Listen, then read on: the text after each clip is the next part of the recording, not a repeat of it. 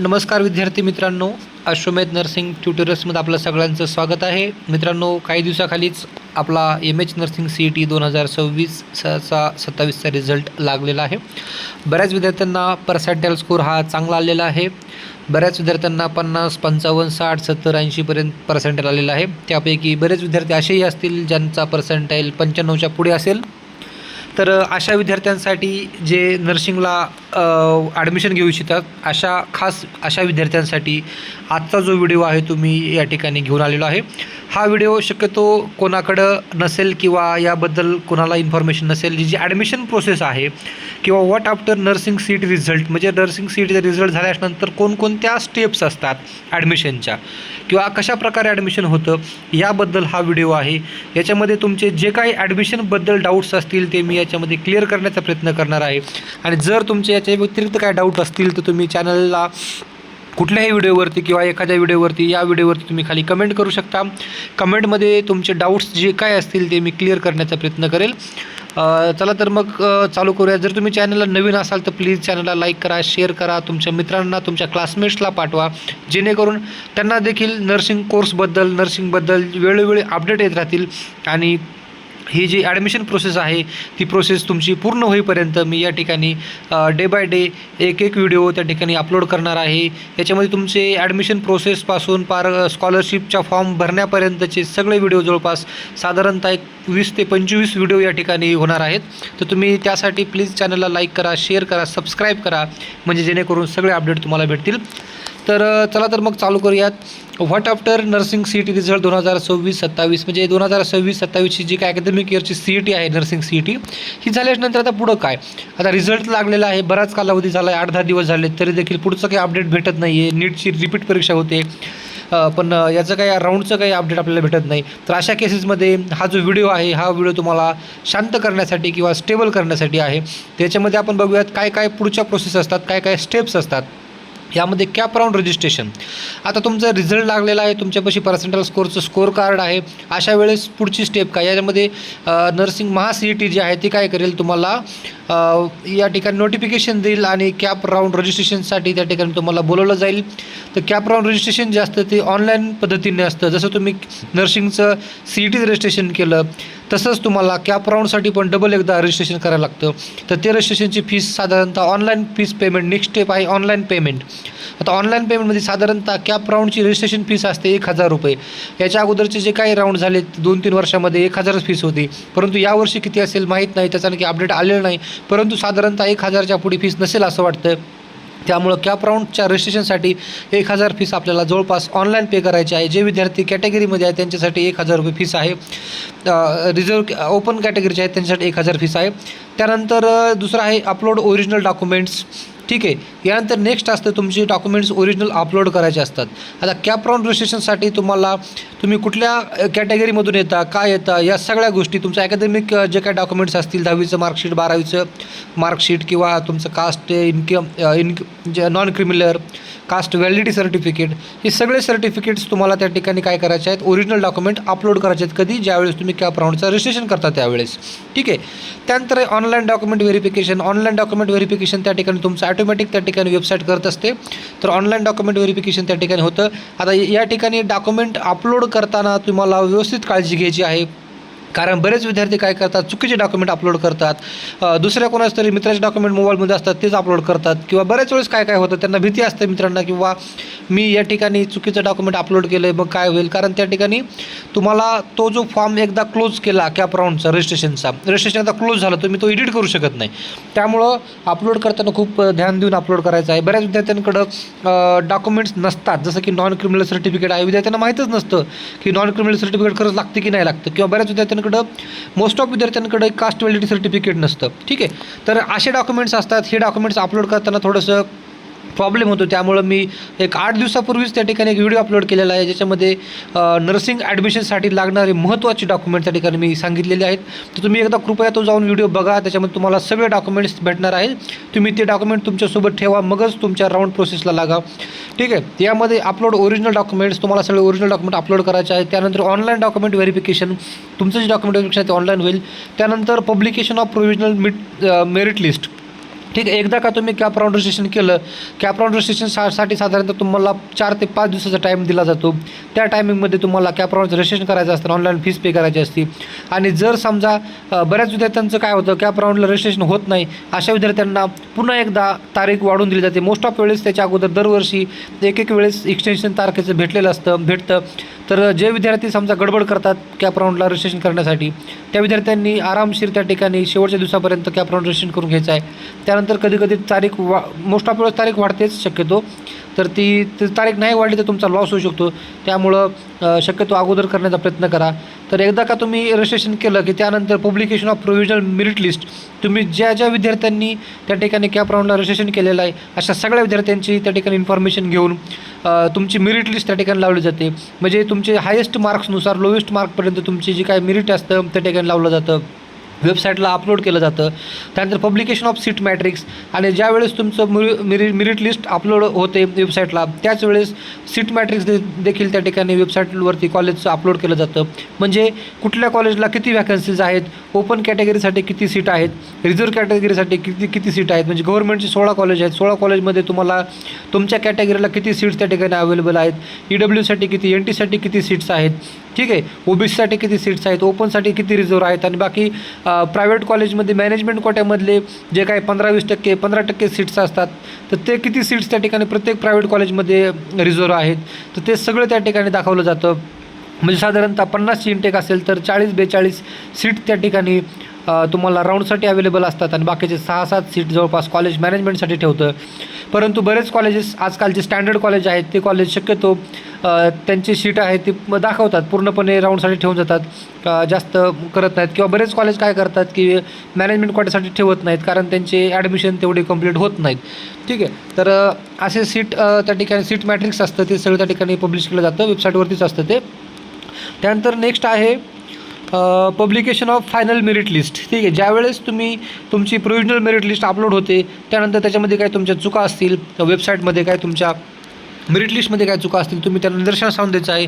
त्यानंतर दिल्याच्या नंतर कालावधी देतात ते 2 दिवसाचा. त्यानंतर तुम्हाला फायनल मेरिट लिस्ट त्या ठिकाणी अपलोड केली जाते. एकदा फायनल मेरिट लिस्ट अपलोड झाली त्याच्यामध्ये काही चेंजेस होत नाहीत. मग फायनल मेरिट लिस्ट ज्या दिवशी अपलोड होते त्याच दिवशी तुमचं कॅप राऊंड 1 साठीचं फॉर्म फिलिंग प्रोसेसचं जे काय टाईम टेबल असतं, शेड्यूल असतं, त्या ठिकाणी ते शेड्यूल त्या ठिकाणी वेबसाईटवर टाकतात. तर preference form filling for CAP round 1, एकदा का तुमचं मेरिट फायनल झालं की तुमचं स्टेट मेरिट लिस्ट नंबर त्या ठिकाणी तुम्हाला भेटून जातो, तुमची रँक किती आहे महाराष्ट्रामध्ये ते तुम्हाला समजते. त्यानंतर कॅप राऊंड 1 साठी तुम्हाला फॉर्म फिल करायचा असतो. म्हणजे कॅप राऊंड 1 साठी फॉर्म फिलिंग किंवा preference form filling. Preference form म्हणजे काय, प्रेफरन्स म्हणजे तुम्हाला कोणकोणत्या कॉलेजला ॲडमिशन घ्यायचं आहे. साधारणतः समजा महाराष्ट्रामध्ये 200 कॉलेज आहेत, तर 200 कॉलेजपैकी तुम्हाला चांगल्या तुमच्या आवडीच्या, तुमच्या जवळपासच्या, तुमच्या इच्छेनुसारच्या 50 कॉलेजला तुम्ही त्या ठिकाणी काय करू शकता, प्रेफरन्स देऊ शकता. म्हणजे साधारणतः एक 50 कॉलेज तुम्ही त्या ठिकाणी टाकायचे किंवा 100पर्यंत तुम्ही प्रेफरन्स देऊ शकता. ठीक आहे. तर प्रेफरन्स देण्याचं जे आहे ते आपण ज्यावेळेस कॅप राऊंड 1 ओपन होईल प्रेफरन्ससाठी त्याच वेळेस आपल्याला समजेल की तुम्ही मॅक्झिमम किती प्रेफरन्स भरू शकता. ठीक आहे. तर एवढे जास्त भरायची गरज नाही, एक 50 भरले तरी बास होतात तुमची जर पर्सेंटाइल स्कोर चांगला असेल तर. प्रेफरन्स फॉर्म फिलिंग म्हणजे तुमच्या आवडीचे जे काही कॉलेज आहे ते तुम्ही सिरियलनुसार टाकू शकता. म्हणजे तुम्हाला समजा ससूनचं कॉलेज पाहिजे BJ, ठीक आहे, BJ नर्सिंग कॉलेज पाहिजे ससूनचं, तर तुम्ही काय करायचं, ससूनचा प्रेफरन्स 1 नंबर टाकायचं. तुम्हाला समजा घाटीचं औरंगाबादचं पाहिजे, तर संभाजीनगरचं घाटीचं पाहिजे, तर तुम्ही त्या ठिकाणी 2 प्रेफरन्स टाकू शकता. किंवा लातूरचं पाहिजे तर लातूरचं GMC लातूर आहे त्या ठिकाणी तुम्ही 3रा प्रेफरन्स टाकू शकता. किंवा काही लोकांना 1 प्रेफरन्स लातूरचा पाहिजे कारण त्यांच्या घरासमोर कॉलेज आहे, तर 1 नंबर लातूर टाकू शकता. ते जे प्रेफरन्स असतो हे प्रेफरन्स तुम्हाला तुमच्या आवडीनुसार सिरियलनुसार द्यायचा असतो. ठीक आहे. ते झालं कॅप राऊंड 1. त्यानंतर कॅप राऊंड 1चा डिक्लेरेशन होतो. म्हणजे कॅप राऊंड 1चा रिझल्ट लागतो. कॅप राऊंड 1 डिक्लेअर झाला की तुमचा कुठल्या कॉलेजला नंबर लागला आहे ते त्या ठिकाणी दिसतं. पण एकदा का तुमचं कॉलेजला नंबर लागला हे दिसलं की तुम्ही काय करायचं, तात्काळ दुसऱ्या दिवशी किंवा ते एक टाईम देतात 3 दिवसामध्ये तुम्हाला ॲडमिशन घ्यायचं असतं जाऊन, तर तुम्ही त्या ठिकाणी college allocation and physical joining. ठीक आहे. नेक्स्ट आहे ते कॉलेज ॲलोकेशन. म्हणजे तुम्हाला एकदा कॉलेज ॲलोकेट होऊन जातं की तुमचा नंबर एखादा कॉलेज लागतो. कॉलेजला नंबर लागल्यानंतर तुम्ही त्या ठिकाणी फिजिकल जॉईनिंग करायची आहे. तुम्ही स्वतःहून तुमच्या पॅरेंट्सला घेऊन तुमचे जे काही डॉक्युमेंट्स आहेत ते सगळे डॉक्युमेंट्स ओरिजिनल सोबत घेऊन जायचं आहे. आणि प्रत्येक डॉक्युमेंटच्या 2 झेरॉक्सचा सेट ट्रू कॉपी, ठीक आहे, त्या ठिकाणी सोबत झेरॉक्स कॉपीज विथ घेऊन जायचं आहे. हे जे डॉक्युमेंट्स आहेत ते मी याच्या अगोदरचे व्हिडिओ टाकलेला आहे ऑलरेडी, तुम्ही ते एकदा व्हिडिओ बघा. त्यानंतर college allocation and physical joining, त्या ठिकाणी कॉलेजला जाऊन जॉईन करायचं आहे. जॉईनिंग जर तुम्हाला त्या ठिकाणी तुमच्या आवडीचं जर कॉलेज भेटलं तुम्हाला, तर तुम्हाला वाटलं की आपलं इथंच आता पुढं 4 वर्ष शिकायचं आहे, तर तुम्ही काय करायचं, त्या ठिकाणी ॲडमिशन फिक्स करायचं. जर तुम्हाला वाटलं की या ठिकाणी आता मला नको आहे कॉलेज, मला दुसऱ्या राऊंडसाठी आणखी जायचं आहे पुढे, तर त्यावेळेस तुम्ही तेही करू शकता. ठीक आहे, याची प्रोसेस तुम्हाला पुढे सांगतो. तर फिजिकल डॉक्युमेंट व्हेरिफिकेशन, ज्यावेळेस तुम्ही कॉलेजला जाता त्यावेळेस तुम्हाला कॅप, त्या ठिकाणी कॉलेजमध्ये कॅप असतो. ठीक आहे, कॅप बसलेला असतो. तर कॅपमध्ये 5-6 टीचर असतात जे तुम्हाला त्यांचं ठरलेल्या टेबलनुसार तुम्हाला त्या ठिकाणी तुमचं डॉक्युमेंट व्हेरिफिकेशन होतं. त्यानंतर नेक्स्ट आहे स्टेटस रिटेन्शन आणि बेटरमेंट. ठीक आहे, आता ज्या विद्यार्थ्यांना त्यांचं कॉलेज आवडलेलं आहे, प्रेफरन्स त्यांना चॉईस भेटलेला आहे, तो त्यांच्या आवडीचा भेटलेला आहे, त्यांना तेच कॉलेज पाहिजे असतं, अशा विद्यार्थ्यांनी स्टेटस रिटेन्शन नावाचा एक फॉर्म असतो, तो फॉर्म त्या ठिकाणी भरायचा आणि कॉलेजला सबमिट करायचा आणि तुमचे जे काही ओरिजिनल डॉक्युमेंट्स आहेत ते सगळे तुम्ही त्या कॉलेजला देऊन टाकायचे. ठीक आहे, तर स्टेटस रिटेन्शन करायचं आहे त्या ठिकाणी. आणि ज्यांना समजा वाटतं की मला हे कॉलेज नको आहे, मला दुसऱ्या राऊंडसाठी जायचं आहे, तर त्या विद्यार्थ्यांनी बेटरमेंट नावाचा जो फॉर्म असतो तो, किंवा त्यांनी बेटरमेंटसाठी जायचं आहे, म्हणजे तुम्ही त्यांना काय स्पेशल एखादा असा फॉर्म वगैरे भरायची गरज नाही बेटरमेंटचा. त्यांनी सरळ सांगायचं की मला ॲडमिशन फायनल करायचं नाही आहे, तर अशा वेळेस तुम्ही ऑटोमॅटिक त्या ठिकाणी कॅप राऊंड 2साठी काउंट केले जातात. ठीक आहे, तर ज्यांना ॲडमिशन पाहिजे त्यांनी रिटेन्शन भरायचं, ज्यांना नाही त्यांनी बेटरमेंट भरायची गरज नाही. त्यानंतर नेक्स्ट आहे कॅप राऊंड 2 प्रेफरन्स फिलिंग. ठीक आहे, आता तुमचा कॅप राऊंड 1 झाला की गव्हर्नमेंट काय करतं, DMAR, की प्रत्येक कॉलेजमध्ये किती सीट वॅकंट राहिलेत याचा सगळं डाटा गोळा करतं आणि हे डाटा जो असतो तो ज्या दिवशी ॲडमिशन क्लोज होतात, ठीक आहे, कॅप राऊंड 1चे, त्या दिवशी संध्याकाळी 6 नंतर कॉलेजचे जे प्रिन्सिपल्स असतात ते त्यांच्या कॉलेजची जी इन्फॉर्मेशन आहे, किती सीट वॅकंट राहिले तर किंवा किती विद्यार्थ्यांनी रिटेन्शन भरले याचा डाटा त्या ठिकाणी ते वेबसाईटला अपलोड करतात प्रिन्सिपल लॉग इनमधून. त्यानंतर DMAR सगळं इन्फॉर्मेशन घेऊन तुमचा कॅप राऊंड 2साठी रेडी करतं. तर ज्यावेळेस नेक्स्ट स्टेपमध्ये कॅप राऊंड 2 प्रेफरन्स फिलिंग, म्हणजे ज्यावेळेस ह्या सगळा डाटा येतो त्यावेळेस सेकंड टाईम काय करतं DMAR, की CET काय करतं की तुम्हाला सेकंड टाईम प्रेफरन्स भरण्याच्या अगोदर सीट मॅट्रिक्स त्या ठिकाणी डबल वेबसाईटवरती अपलोड करतं. त्यावेळेस तुम्ही कॅप राऊंड 2साठी किती जागा खाली आहेत काय सगळं बघून त्या ठिकाणी कॅप राऊंड 2चे तुमचे चॉईसनुसार प्रेफरन्सेस भरायचे. कॅप राऊंड 2चे प्रेफरन्स भरून झाले की नंतर कॅप राऊंड 2 डिक्लेअर होतो. कॅप राऊंड 2 डिक्लेअर झाला की जसं कॅप राऊंड 1ला तुम्ही प्रोसेस केली तशीच कॅप राऊंड 2ला पण प्रोसेस आहे. जसं की स्टेटस रिटेन्शन आहे, बेटरमेंट फॉर कॅप राऊंड 2. ठीक आहे, समजा तुम्ही जर कॅप राऊंड 1मध्ये तुमचं हे झालं, ॲडमिशन तुम्ही फायनल केलं, तर तुम्हाला कॅप राऊंड 2ला जायची गरज नाही किंवा तुम्हाला कॅप राऊंड 2मध्ये घेतही नाहीत. ठीक आहे, पण तुम्ही जर बेटरमेंटला गेला असाल, तुम्हाला दुसरं कॉलेज पाहिजे असेल कॅप राऊंड 2मध्ये, तुम्ही काय करायचं, त्या ठिकाणी कॅप राऊंड 2ला समजा तुम्हाला आवडीचं कॉलेज भेटलं तर तुम्ही रिटेन्शन करायचं. त्या कॅप राऊंड 2लाही देखील तुम्हाला आवडीचं कॉलेज नाही भेटलं, तुम्ही काय करायचं, बेटरमेंटला जायचं, म्हणजे कॅप राऊंड 3साठी जायचं. ठीक आहे, त्यानंतर नेक्स्ट आहे publication of seat matrix and college status. त्यानंतर डबल एकदा कॉलेजचं स्टेटस त्या ठिकाणी डिस्प्ले केलं जातं की किती कॉलेजमध्ये किती सीट आहेत, सीट मॅट्रिक्स त्या ठिकाणी डिक्लेअर केलं जातं. त्यानंतर कॅप राऊंड 3चा प्रेफरन्स फॉर्म फिल केला जातो. कॅप राऊंड 3चा रिझल्ट लागतो. सेम तशीच प्रोसिजर, स्टेटस रिटेन्शन करणं, बेटरमेंट करणं. त्यानंतर CAP round 4 mop up round filling आहे. ठीक आहे, आता कॅप राऊंड 3 हे असतात हे नॉर्मल राऊंड होतात. कधी कधी कॅप राऊंड 4था होतो, कधी कधी 5वा होतो, कधी कधी 6वाही होतो. ठीक आहे, तर शक्यतो मेन जे राऊंड असतात ते कॅप राऊंड 3च असतात. कॅप राऊंड 3 नंतर कधी कधी 4था लागतो चुकून एखाद्या वेळेस, ज्यावेळेस ॲडमिशन जास्त होत नाहीत, कॉलेज व्हॅकंट राहतात सीट्स, त्यावेळेस कॅप राऊंड 4था लागतो. परंतु कधी कधी हे जर कॉलेजचे ॲडमिशन सगळे क्लोज झाले तर एक मॉपअप राऊंड असतो. मॉपअप राऊंडमध्ये काय होतं की जेवढे काही फायनल सीट्स असतात त्यांचे राहिलेले, ठीक आहे, म्हणजे एक शेवटचा राऊंड असतो थोडक्यात तो मॉपअप राऊंड. त्याच्यामध्ये समजा एखाद्या कॉलेजमध्ये 50 इनटेक आहे आणि त्या ठिकाणी त्यांचे 48 ॲडमिशन झालेत आणि 2 ॲडमिशन बाकी आहेत, मग अशा वेळेस हा एक शेवटचा राऊंड असतो. या राऊंडमध्ये, मॉपअप राऊंडमध्ये सगळे सीट त्या ठिकाणी कितीच काउंट केले जातात आणि एक शेवटच्या राऊंडमध्ये विद्यार्थ्यांना त्या ठिकाणी काउंट केलं जातं. आता या मॉपअप राऊंडमध्ये ज्या विद्यार्थ्यांनी कॅप राऊंड 4ला वगैरे फॉर्म भरलेत असे विद्यार्थीच काउंट केले जातात. आणि त्यानंतर मॉपअप राऊंडमध्ये जर रिझल्ट लागला की रिझल्ट लागल्यानंतर तुम्हाला त्या ठिकाणी ॲडमिशन घेणं कंपल्सरी असतं जाऊन. ठीक आहे, त्यानंतर तुम्ही नेक्स्ट राऊंडसाठी काउंट केले जात नाहीत. ठीक आहे, ॲडमिशनला नंबर लागला तर. त्यानंतर एक शेवटचा राऊंड असतो, इन्स्टिट्यूशनल लेवलचा राऊंड असतो. ठीक आहे, कॅप राऊंड एक आहे, कधी कधी 5, 6, 7 लागतो. जर नाही लागला तो तर इन्स्टिट्यूशनल लेवलचा एक राऊंड असतो जो सगळ्यात शेवटचा राऊंड असतो ॲडमिशन क्लोज व्हायच्या अगोदरचा. या राऊंडमध्ये कॉलेज लेवलचा राऊंड असतो. म्हणजे कधी कधी काय होतं की ही जी ॲडमिशन कॅप प्रोसेस आहे ती तिथं स्टॉप केली जाते आणि शेवटी कॉलेज लेवलला जाऊन तुम्हाला ॲडमिशन बघायचं असतं. म्हणजे एक DMAR ज्या वेबसाईटवरती CETच्या एक नोटिफिकेशन पडतं, त्याच्यामध्ये प्रत्येक कॉलेजमध्ये किती सीट वॅकंट आहेत त्याचा एक शेवट डाटा त्या ठिकाणी दिला जातो, म्हणजे 2 सीट 3 सीट 4 सीट असे सीट्स किती वॅकंट आहेत ते त्या ठिकाणी डिक्लेअर केले जातात, सांगितले जातात. किंवा कधी कधी ते करतही नाहीत, तुम्हाला डायरेक्ट एखाद्या कॉलेजला जवळच्या कॉलेजला जायचं असतं, त्यांना विचारायचं तुमच्याकडे किती सीट वॅकंट आहेत, 2 तर ठीक आहे 2.